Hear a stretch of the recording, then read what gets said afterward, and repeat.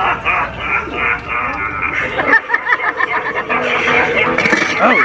gosh.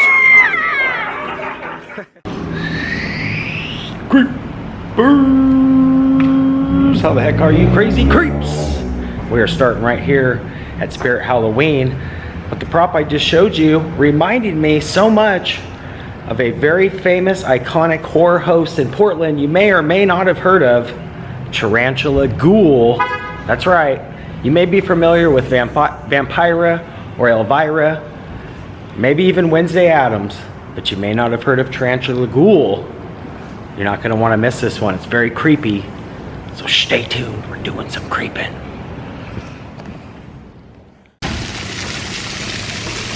Alright, just got here to the splash pad, Gresham Splash Pad. Won't be open very much longer. I think it stays open through October. But it's always a pleasant sound and always looks pretty. So yeah, to get back to what I was telling you guys, might not be familiar with Tarantula Ghoul. You may have heard of Vampira, Elvira, things of that nature. Horror hosts in general. I love Svengoolie, which is another great one.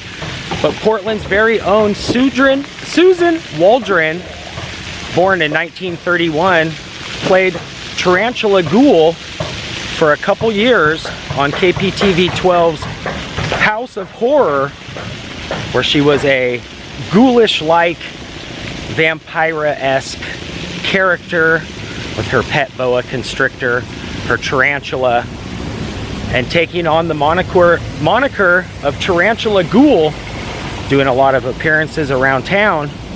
And we're gonna walk over right behind where they're doing all this construction here sits the Mount Hood Theater, an old school theater where Tarantula Ghoul made one of her very first appearances in Portland.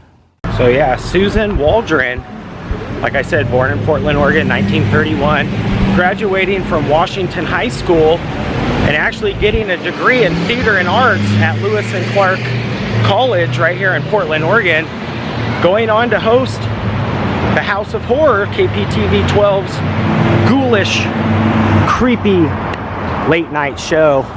And she was known to make appearances all over Portland. And she actually appeared right here at the Mount Hood Theater, which is funny because right now they're doing the Haunted Mansion.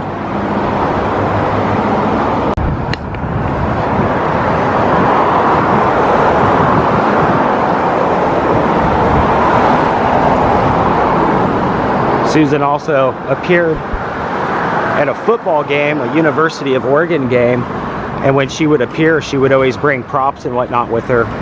And apparently in one of the appearances, she brought a coffin with her, and inside the coffin is where she kind of hung out until the showing premiered. I guess she fell asleep in the coffin, so when it was time for her to kind of, you know, pop up and meet everybody, she was asleep, which made it great. Because, you know, it really showed that she was in character. But yeah, kind of that Elvira style Vampira look. That's why I wanted to start the vlog with that animatronic really kind of looking like her. But yeah, they canceled her show, only running for 2 years from 1957 to 1959, making her appearances in about 57 right here in October, and at that college football game a few months before. And what was interesting is her show got canceled for reasons that were kind of iffy. From what the press released and what they were told were two different things. A lot of people thought that her show got canceled because of the air, you know, the airing of it not being up to par as to what they wanted, you know, the viewers to be tuning into, but that was not the case. Susan actually started dating one of the head producers of the show and got pregnant. And they thought that it probably wasn't a great idea for her to keep, you know, appearing on the show in character. And she basically just retired at that point and moved.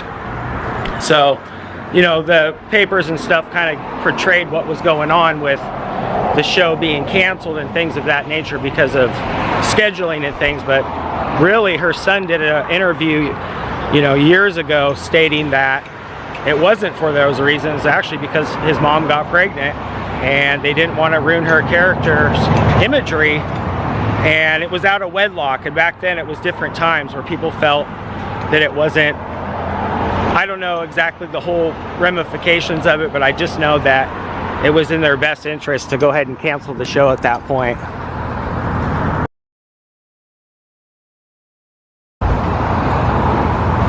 So yeah, she made one of her very first appearances in Portland and Gresham, right here for a double feature. You would have seen on the matinee a couple different horror movies. Again, I thought it was ironic that they are doing the Haunted Mansion. And yeah, you would have came inside here and met her, and I believe she had some of her coffins and everything set up.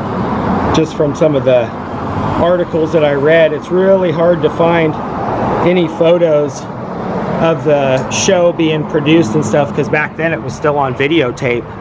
So any, you know, production and stuff, it was really hard to, you know, the pictures that are online and stuff are very black and white. I love that skelly hand right there though too. That's like perfect timing for right now. Almost like some prop that you would see with Tarantula Ghoul inside here as well. But yeah, she met and, you know, did a meet and greet, signed some autographs, and I bet that was just the coolest thing too, because that back then, you know, it was a double feature, a double horror movie feature, and I'll insert pictures of what that movie was and stuff. But yeah, a little Portland Hollywood connection when it comes to horror movie hosts. Now, like I said, I love watching Svengoolie. There's a couple other people that have their kind of renditions of the horror hosts and stuff. Elvira is a classic for sure. Tales from the Crypt is a good example as well. But I really liked her style because she ran the old B movies, which, you know, back then they were the newer ones, but she kind of gave her spin on it and really didn't, you know, really didn't hesitate to tell the viewers what she thought about certain things. And back then, you know, like I said, times were different, things were more questionable. One of the classic ones was she did an episode where she was in full mummy costume, and they had the, you know, Egyptian setup with all the coffins and everything. And when the camera, you know, panned over, there was a bunch of headstones and whatnot. One of them read Lassie, and a bunch of people called in and said, "No, that's too much. You know, how dare you kill off Lassie? We love Lassie." And her reply was, "Why are you kids up so late?" So, you know, she didn't hesitate to really, you know, put her spin and her touch on the character and what she was showing and stuff. And I think that's what made it so good.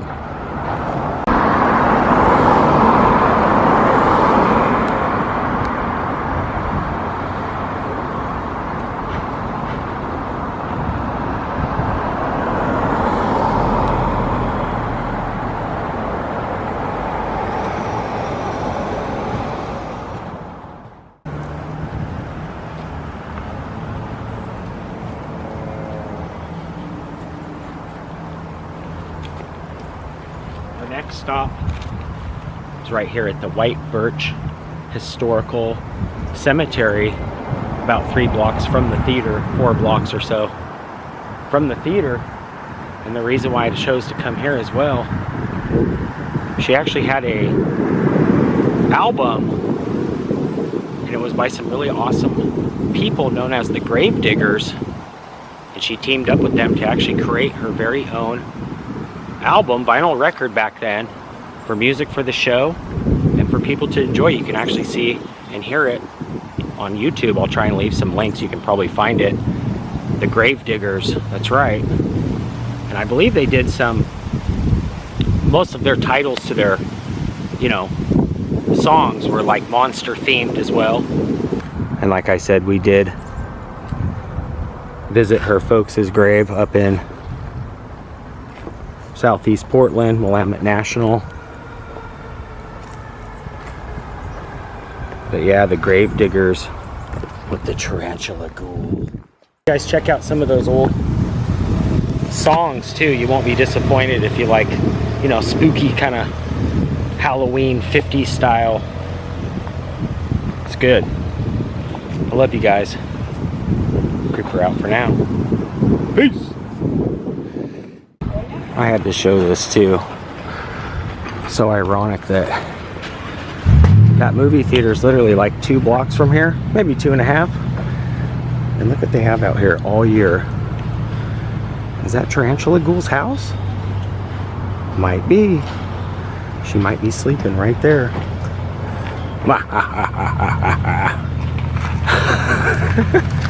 That is so creepy, dude.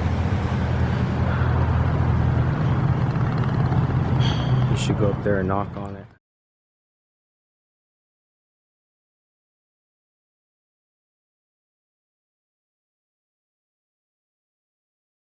That's going to do it for today. If you guys are new here, make sure you hit that red subscribe button. That'll dial you into being a creeper today. You can also ring that bell. That way when I creep, you guys will be the first to creep. And if you did enjoy this, give it a thumbs up. Till next time, creeper out for now. Peace.